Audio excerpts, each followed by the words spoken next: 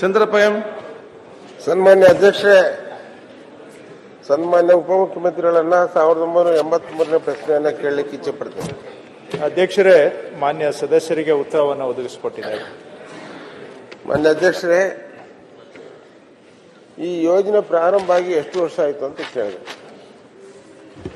2003ರಲ್ಲಿ SM. Krishna ಸಾಹೇಬರಿದ್ದಾಗ ಈ ಯೋಜನೆ ಮಂಜೂರಾಗಿದ್ದು ಎಷ್ಟಂದ್ರೆ 2813 ಕೋಟಿ.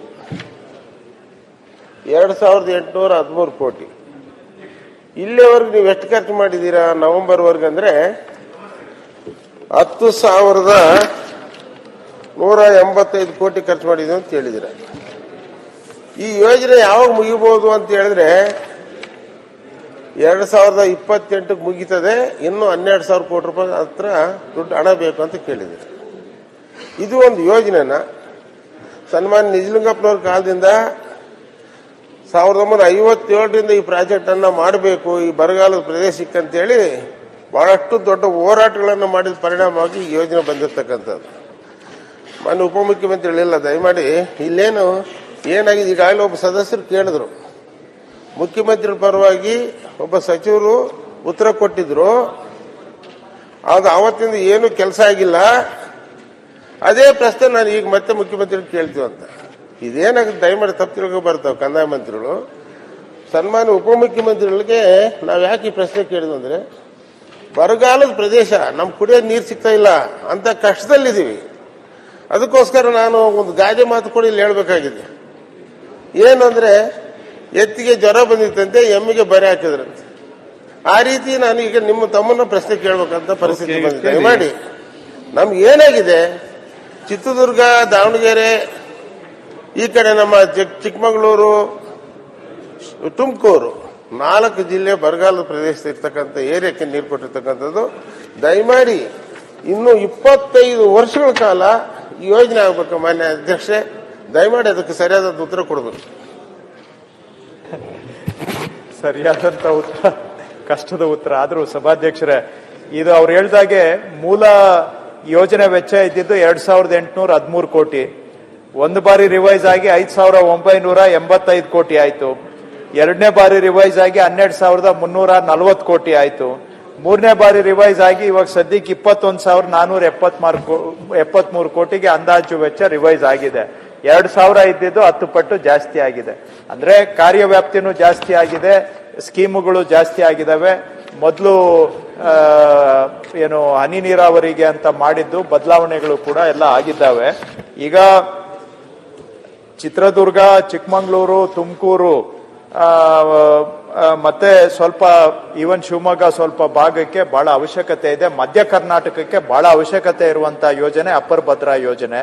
ಇದು ಆದ್ರೆ ಅಲ್ಲಿ ಸಾಕಷ್ಟು ಜನಕ್ಕೆ ಜೀವನಕ್ಕೆ ಆಧಾರ ಆಗುತ್ತೆ ಅನ್ನೋದು ಸದಸ್ಯರ ಅಭಿಪ್ರಾಯ. ಸರಿ ಇದೆ. ಅದು ವಿಳಂಬ ಅಂತೂ ಆಗಿದೆ, ಯಾವುದೋ ಕಾಲಕ್ಕೆ ಮುಗಿಬೇಕಾಗಿತ್ತು.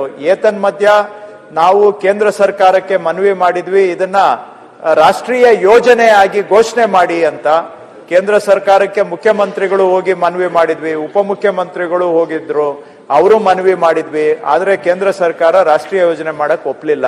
ಹೋಗ್ಲಿ, 2023-24ನೇ ಸೆಂಟ್ರಲ್ ಬಜೆಟ್ ಅಲ್ಲಿ 5,300 ಕೋಟಿ ಯೋಜನೆಗೆ ಅನೌನ್ಸ್ ಮಾಡಿದ್ದಾರೆ.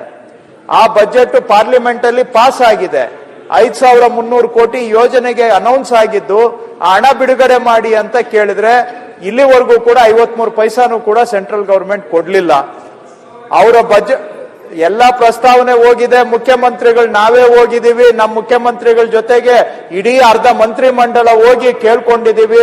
ಅವ್ರಿಗೆ ಏನ್ ಬೇಕು ಎಲ್ಲಾ ಪ್ರಸ್ತಾವನೆ ಕೊಟ್ಟಿದ್ದೀವಿ. ಉಪಮುಖ್ಯಮಂತ್ರಿಗಳು ಹೋಗಿ ಮಂತ್ರಿಗಳನ್ನ ಭೇಟಿ ಮಾಡಿದ್ದಾರೆ, ಪ್ರಧಾನ ಮಂತ್ರಿಗಳನ್ನ ಭೇಟಿ ಮಾಡಿದ್ದಾರೆ. 5,300 ಕೋಟಿಯಲ್ಲಿ 53 ಪೈಸಾನು ಬಂದಿಲ್ಲ.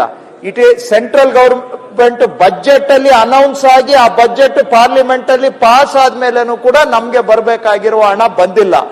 ಆದ್ರೆ ಇವತ್ತಿಗೂ ಕೂಡ ಅವರಿಗೆ ಕೇಳ್ತಾ ಇದ್ದೇವೆ, ದಯವಿಟ್ಟು ನಮ್ಮ ರಾಜ್ಯ, ಅದರಲ್ಲೂ ಮಧ್ಯ ಕರ್ನಾಟಕ ಭಾಗಕ್ಕೆ ಮಾನ್ಯ ಸದಸ್ಯರು ಹೇಳ್ದಂಗೆ ಕುಡಿಯೋ ನೀರಿಗೆ ಅಷ್ಟೋ ಇಷ್ಟೋ ಬದುಕೊಳ್ಳಕ್ಕೆ ಈ ಯೋಜನೆ ಬಹಳ ಅವಶ್ಯಕತೆ ಇದೆ, ಮುಗಿಸ್ಲೇಬೇಕು. ಇದನ್ನ ದಯವಿಟ್ಟು ನೀವು ಘೋಷಣೆ ನೀವು ನಮಗೆ ಕೊಡೋದನ್ನ ಕೊಡಿ ಅಂತ ಕೂಡ ಕೇಳ್ಕೊಂಡಿದ್ದೇವೆ. ಆದ್ರೆ ಇಲ್ಲಿವರೆಗೂ ಅವರು ನಾವು ಮೊನ್ನೆ ಎಚ್ ಕೆ ಪಾಟೀಲ್ ಸಾಹೇಬ್ರು ಇಲ್ಲಿದ್ದಾರೆ, ಅವರು ಉಪಸ್ಥಿತರಿದ್ರು. ಎಲ್ಲ ಅವರು ನಮ್ಮ ಕರ್ನಾಟಕದ ಹೊಸದಾಗಿ ಗೆದ್ದಿರುವ ಎಲ್ಲ ಎಂಪಿಗಳಿಗೆ ಕೇಳಿದ್ದೇವೆ, ಕರ್ನಾಟಕದಿಂದ ಇರುವಂತ ಎಲ್ಲ ಮಂತ್ರಿಗಳಿಗೆ ಕೇಳಿದ್ದೇವೆ, ಪ್ರಧಾನ ಮಂತ್ರಿಗಳಿಗೆ ಕೇಳ್ಕೊಂಡಿದ್ದೇವೆ, ಹಣಕಾಸು ಸಚಿವರಿಗೆ ಕೇಳ್ಕೊಂಡಿದ್ದೇವೆ, ಎಲ್ಲಾರ್ಗೂ ಮನವಿ ಮಾಡಿದೀವಿ, ಅದು ಬರ್ಲಿಲ್ಲ. ಹಾಗಾಗಿ ವಿಳಂಬ ಆಗ್ತಾ ಇದೆ ನಿಜ. ಇನ್ನೂ ಸುಮಾರು 11,000 ಕೋಟಿ ರೂಪಾಯಿನಷ್ಟು ವೆಚ್ಚದಲ್ಲಿ ಕೆಲಸ ಆಗ್ಬೇಕಾಗಿದೆ, ಸ್ಪೀಡ್ ಅಪ್ ಮಾಡಿ ಅಂತ ಹೇಳ್ತಾ ಇದ್ದಾರೆ. ಖಂಡಿತ ಇದಕ್ಕೆ ಸರ್ಕಾರ ಪ್ರಯಾರಿಟಿ ಕೊಡುತ್ತೆ ಅನ್ನೋ ಮಾತನ್ನ ಅವ್ರಿಗೆ ಹೇಳಲಿಕ್ಕೆ ಬಯಸ್ತೇನೆ. ಆಯ್ತು ಚಂದ್ರಪ್ಪ ಅವರೇ, ದಯಮಾಡಿ ಒಂದು ಅವಕಾಶ ಕೊಡ್ಬೇಕು. ನಾವು ಬಹಳ ಕಷ್ಟದಲ್ಲಿರ್ತಕ್ಕಂಥ ಮಾತಾಡಿದ್ರಲ್ಲ, ನಿಮ್ಮ ಪ್ರಶ್ನೆ ನೋಡುವಾಗ 4 ಜಿಲ್ಲೆ ಜನ ಪರಿಸ್ಥಿತಿ ನೋಡಬಾರ್ದು. ಅದಕ್ಕೆ ನಾನು ಕೇಳ್ತೀನಿ, ನೀವು ಒಂದೇ ಸಬ್ಮಿಷನ್ ನಿಮ್ಮ ಮಾತಾಡಬೇಡ ಅಂತ ನಿಲ್ಸಿ. ಅಲ್ಲ ಆಯ್ತು, ಗಡಿಬಿಡಿ ಮಾಡಬೇಡಿ. ಈಗ ನಿಮ್ಮ ಪ್ರಶ್ನೆ ನೋಡುವಾಗ ಮತ್ತೆ ಇಲ್ಲಿ ಉತ್ತರ ನೋಡುವಾಗ ಒಂದ್ ಸೆಕೆಂಡ್, ನಿಮ್ಮ ಪ್ರಶ್ನೆ ಮತ್ತೆ ಇಲ್ಲಿ ಉತ್ತರ ನೋಡುವಾಗ ಆಯ್ತು ಮುಗಿಸ್ತೇನೆ.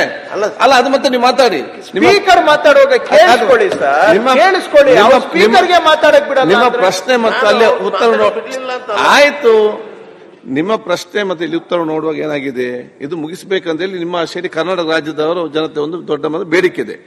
ಪೂರ್ತಿಗೊಳ್ಬೇಕಾದ್ರೆ ಇದಕ್ಕೆ 1,358 ಕೋಟಿ ಬೇಕು. ಸದ್ಯಕ್ಕಿದು ಇಲ್ಲಿ ಆಗುವಂತ ಲಕ್ಷಣಗಳು ಕಾಣುವುದಿಲ್ಲ.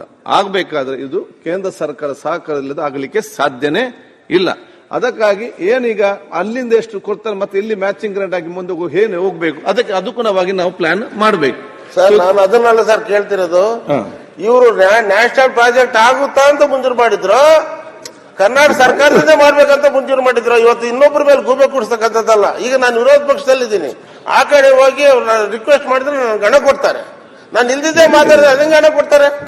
ದಯಮಾಡಿ ಸರ್ಕಾರ, ಕರ್ನಾಟಕ ಸರ್ಕಾರ ಅಪ್ರೋಚ್ ಮಾಡೋದ್ರಲ್ಲಿ ಇರುತ್ತೆ. 5,300 ಕೋಟಿ ನಿಮ್ಮ ಸಲಹೆ ಕೊಡಿ ದಯಮಾಡಿ. ಯಾಕೆ ಹೇಳ್ತೀನಿ ಅಂದ್ರೆ, ನಾವು ನಮ್ಮ ಪರಿಸ್ಥಿತಿ ಹೇಳ್ಬಾರ್ದು. ಈಗ 11,000 ಕೋಟಿ 2028 ಮುಗಿಸ್ತು ಅಂತ ಹೇಳಿದ್ದಾರೆ.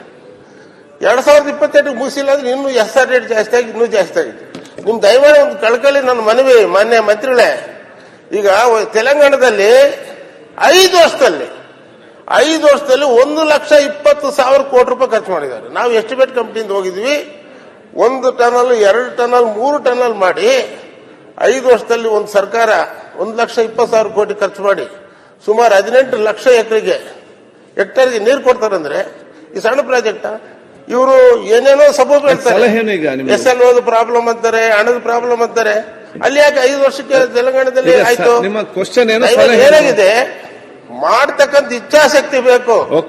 ಬಾಯಿ ಮಾತಲ್ಲಿ ನಾವು ಬಹಳಷ್ಟು ಕಳಕಳಿ ಇದೆ, ನಾವು ಬರಗಾಲದಲ್ಲಿ ಇದೀರಿ, ಬಹಳ ತೊಂದರೆ ಇದೆ ಅಂತ ಬಹಳ ಹೊತ್ತು ಮಾತಾಡೋದು ಅರ್ಥ ಇಲ್ಲ. ನಮ್ಗೆ ಎಷ್ಟು ನೀವೇನ್ ಹೇಳಿದ್ರೆ 2028ಕ್ಕೆ ಅದಕ್ಕಿಂತ ಮುಂಚೆ ಆಗುತ್ತೋ ಇಲ್ಲ, ಆ ದುಡ್ಡು ಬಂದಾಗ ಮಾಡ್ತಿರೋ ಇಲ್ಲ ನಿಮ್ಮ ಹಣದಲ್ಲಿ ಮಾಡ್ತಿರೋ? ಅಧ್ಯಕ್ಷರೇ, ಕೇಂದ್ರ ಸರ್ಕಾರದಿಂದ ನಮ್ಮ ರಾಜ್ಯಕ್ಕೆ ಬರಬೇಕಾಗಿರ್ತಕ್ಕಂಥ ಹಣ, ಬಜೆಟ್ ಅಲ್ಲಿ ಘೋಷಣೆ ಆಗಿರುವ ಹಣ, ಪಾರ್ಲಿಮೆಂಟ್ ಅಲ್ಲಿ ಪಾಸ್ ಆಗಿರುವಂತಹ ಬಜೆಟ್, ಅದರಲ್ಲಿ ನಮ್ಗೆ ಬರಬೇಕಾಗಿರ್ತಕ್ಕಂಥ ಹಣ ಬಂದ್ರೆ ಬೇಗ ಮಾಡ್ತೇವೆ, ಜನಗಳಿಗೆ ಅದು ಅದನ್ನ ತಲುಪಿಸ್ಲಿಕ್ಕೆ ಸಾಧ್ಯ ಆಗುತ್ತೆ. ದಯವಿಟ್ಟು ಸೆಂಟ್ರಲ್ ಬಜೆಟ್ ಅಲ್ಲಿ ಏನಿದೆ ಅಂತ ತೆಗೆದು ಓದಿ, ಪ್ಯಾರಾ ನಂಬರ್ 107 ಏನಿದೆ ಅಂತ. ಬರಪೀಡಿತವಾದಂತ ಮಧ್ಯ ಕರ್ನಾಟಕದ ಜಿಲ್ಲೆಗಳಿಗೆ ಕುಡಿಯುವ ನೀರು ಕೊಡುವ ಉದ್ದೇಶದಿಂದ ಕೇಂದ್ರ ಸರ್ಕಾರ 5,300 ಕೋಟಿಯನ್ನ ಒದಗಿಸುತ್ತೆ ಅಂತ ಬರೆದಿದ್ದಾರೆ ಬಜೆಟ್ ಅಲ್ಲಿ. It's passed by the parliament. Once it is passed by parliament, it is final.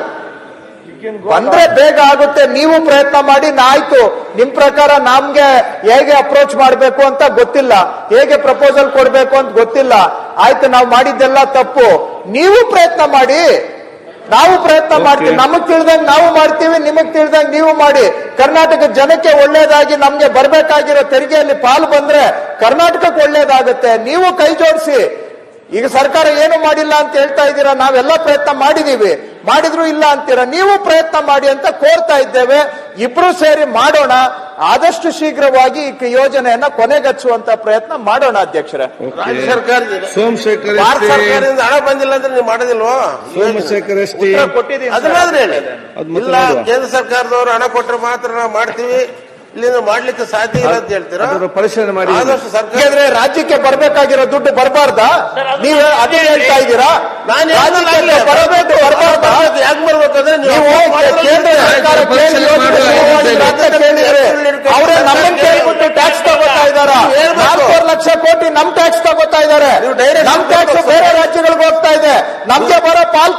ನಾವು ಕೇಳ್ತಾ ಇದ್ದೇವೆ. ರಾಷ್ಟ್ರೀಯ ಯೋಜನೆ ಮಾಡ್ತೀವಿ 5,300 ಕೋಟಿ ಸೋಮಶೇಖರ್ ಬರ್ಬೇಕಾಗಿರೋ ದುಡ್ಡು ಕೊಡ್ಸಿ. ನಮ್ಗೆ ಬರ್ಬೇಕಾಗಿರೋ ದುಡ್ಡು ಬರ್ಬೇಕು ಅಂತ ಕೇಳ್ತಾ ಇದ್ದೀನಿ. ರಾಜ್ಯಕ್ಕೆ ಬರ್ಬೇಕಾಗಿರೋ ದುಡ್ಡು ಕೇಳೋದು ತಪ್ಪ ಅಧ್ಯಕ್ಷರಾದ್ರೆ. ಬೇರೆಯವರಿಗೆ ತೆರಿಗೆ ಕಟ್ಟೋದಕ್ಕ ನಾವಿರೋದು. ಅಧ್ಯಕ್ಷ ಒಂದು ಮಾತು ನಿಚ್ಚಳವಾಗಿ ಹೇಳಿ ಅದು ಪರಿಶೀಲನೆ ಮಾಡ್ತಾರೆ ಕೂತ್ಕೊಳ್ಳಿ.